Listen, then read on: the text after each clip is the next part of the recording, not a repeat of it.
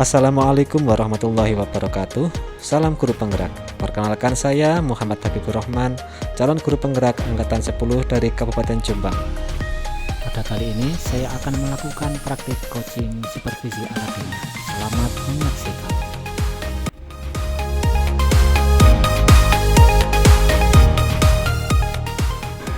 Assalamualaikum Bu Bella. Waalaikumsalam Pak Habib. Bagaimana kabar hari ini Bu Bella? Alhamdulillah sehat Pak Habib, bagaimana kabarnya? Alhamdulillah sehat Bu Bella. Iya, Ini alhamdulillah. kita kan mau rencana melakukan kegiatan praobservasi ya.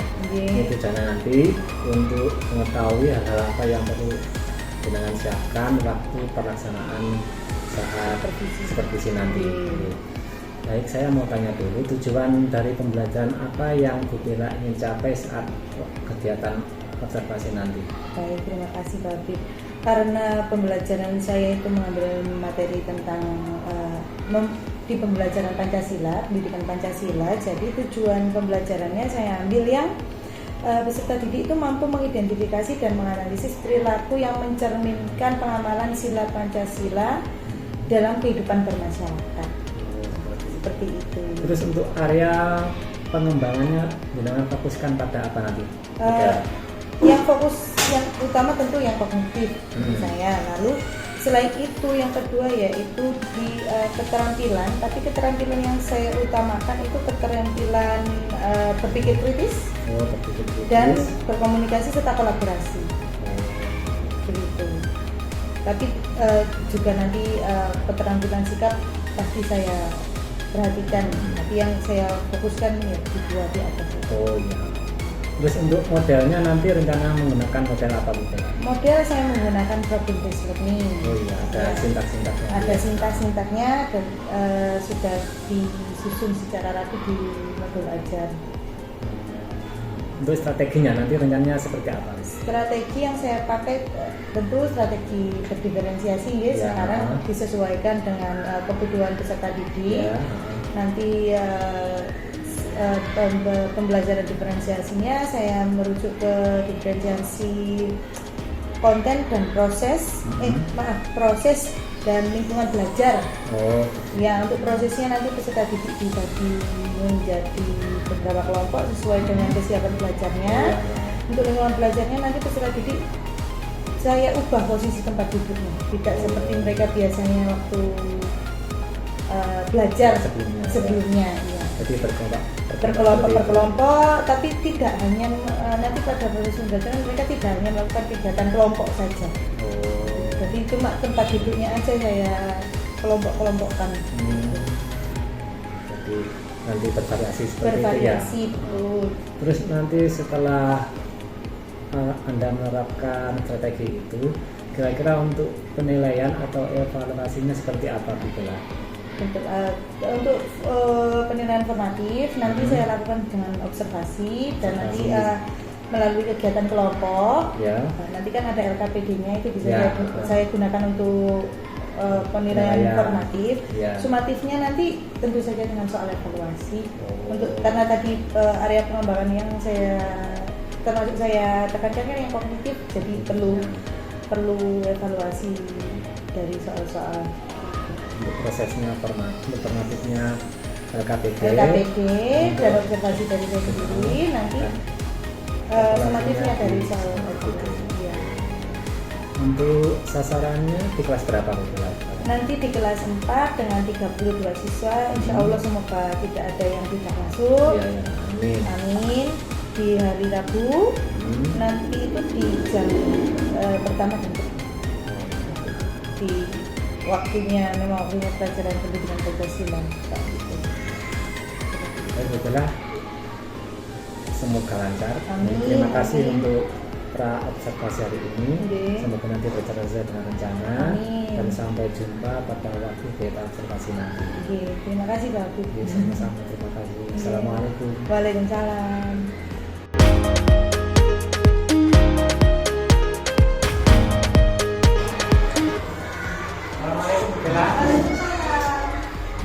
Bagaimana kabar Bella hari ini? Baik Pak Habib. Oh iya, Bella sesuai kesepakatan dari observasi kemarin. Hari ini kita akan melaksanakan pelajaran nanti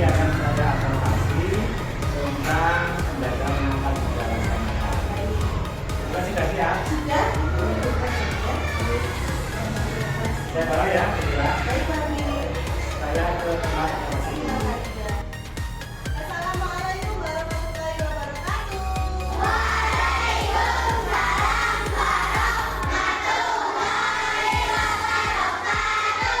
Sebelum kita mulai pembelajarannya ini, mari kita berdoa dulu ya anak-anak nggih.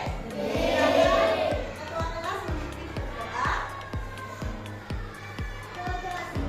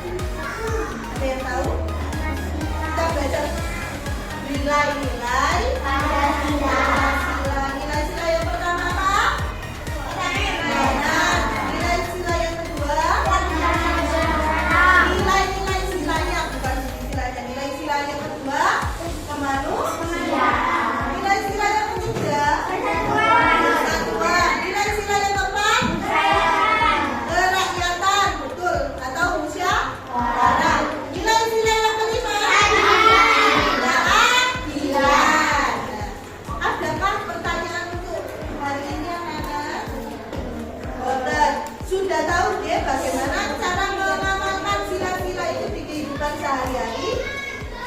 Bella pengen tahu ya, untuk mengamalkan sila pertama Ian harus apa di rumah?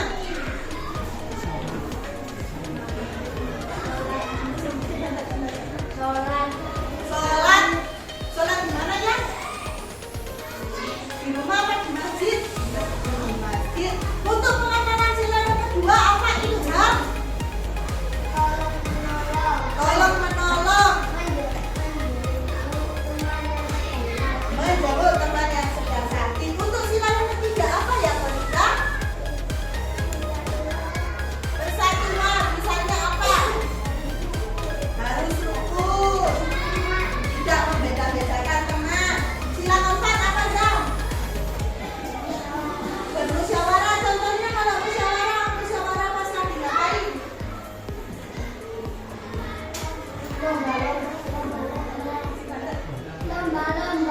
Lomba-lomba 17-an ya. Pengurus kelas gitu ya. Terus untuk sila yang kelima bersikap adil. Contohnya apa Bila? Keadilan apa contohnya? Ada yang bisa?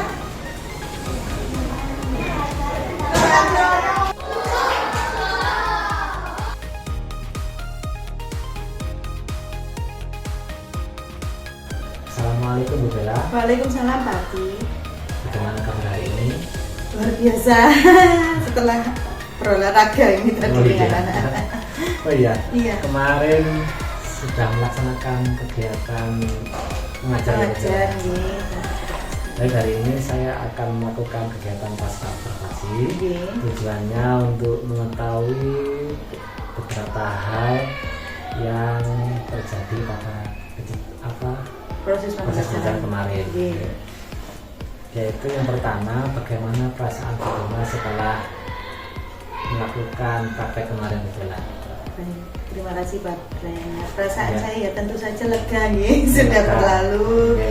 supervisinya sudah berlalu, proses pembelajarannya juga cukup lancar, jadi ya cukup lega.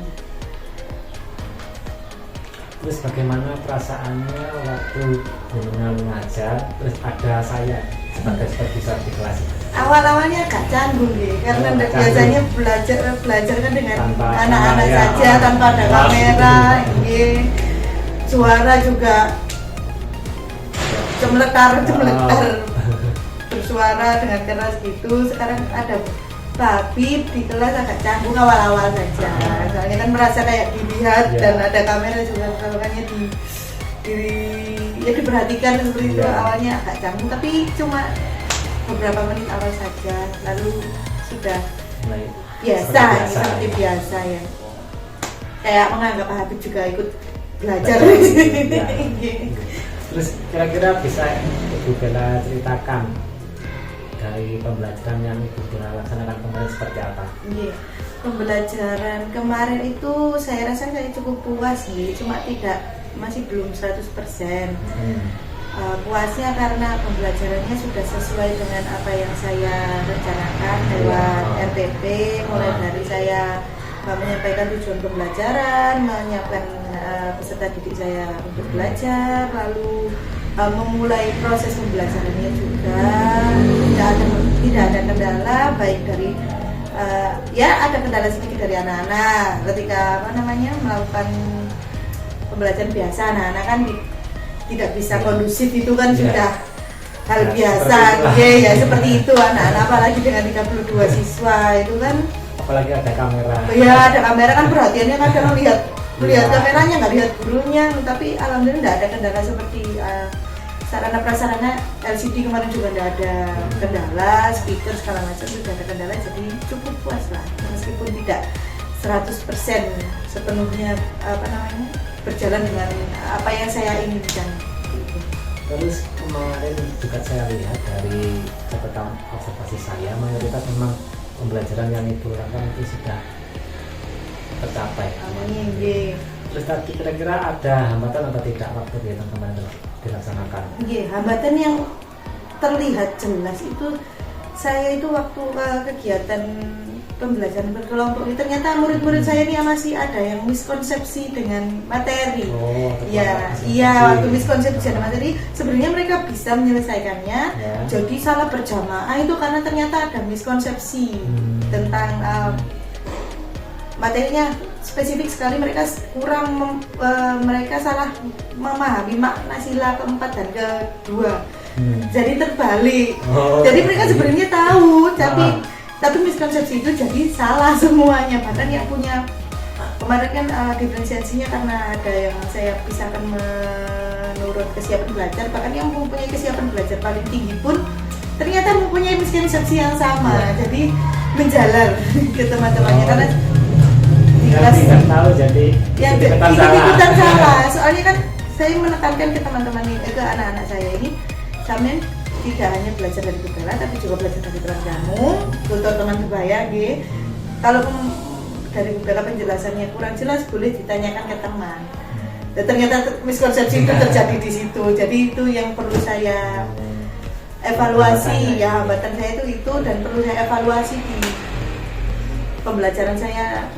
Alasannya yang menyebabkan miskonsepsi itu apa? Alasan utamanya? Ya itu tadi, karena penjelasan Bubela yang di materi sebelumnya itu tidak diterima dengan baik, diterimanya dengan salah dengan murid-murid, lalu tersebarnya dengan karena saya di materi sebelumnya kan saya menjalankan pembelajaran dengan tutor sebaya, jadi yang benar ini memberitahu teman-temannya supaya teman-temannya bisa tahu, tidak harus. Kadang kan ada anak yang dikasih dijelaskan gurunya ini dengan bahasa guru ini kurang paham, dengan teman-temannya paham. Ternyata ini sama gurunya juga belum paham, sama temannya tersesatkan. Jadi semakin tersesat ini. Kira-kira solusinya untuk mengatasi permasalahan yang Bubela hadapi kemarin itu seperti apa? Ya, kalau menurut saya solusinya ya memberikan penjelasan sejelas-jelasnya gitu ke peserta didik itu pada anak-anak. Kalau setelah kegiatan penjelasannya itu pemantapannya itu harus benar-benar dipastikan tersampaikan. Sesuai dengan yang kita ketahui apa tidak. Kalau kemarin berarti pemantapan saya kurang dan evaluasinya juga kurang. Jadi di situ yang berarti saya harus tekankan. Untuk kemarin sudah teridentifikasi sejak dini ya. Jadi kemarin itu ya tidak dini juga, maksudnya pada saat akhir pembelajaran baru saya tahu akhirnya itu kenapa banyak yang berbalik itu. Dan solusinya seperti itu. Iya, begitu. Kira-kira akan Bubela terapkan kapan untuk solusinya ini? Harus secepatnya. Ya, mungkin dari pembelajaran berikutnya langsung saya terapkan.